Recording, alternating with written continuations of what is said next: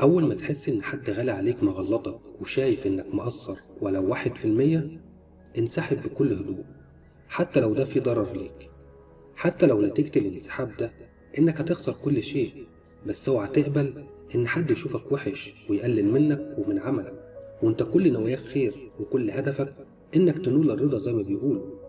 انسحب بكل هدوء، لأن عمره ما نظرته ليك هتتغير، ولا هيشوف اللي بتعمله، ولا حتى هيحس بالمجهود اللي بتبذله عشان برضه تنول الرضا.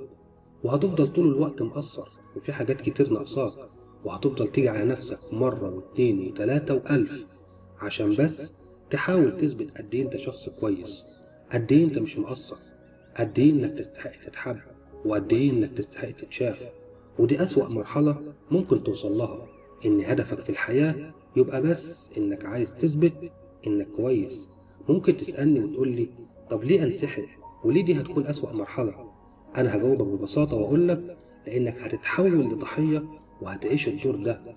وعلى فكرة هيبقى حقك، لأنك أنت فعلا وقتها هتكون ضحية، وبدل ما تبقى في نظره مقصر ووحش بس، لا ده أنت هتبقى دراما كوين وعايش دور الضحية. وهنا بقى يا تفضل ضحية، يا تشوف نفسك في مرايتك وطز في مراية الآخرين. بعتذر عن اللفظ، ولكن دي الحقيقة. دمتم بخير.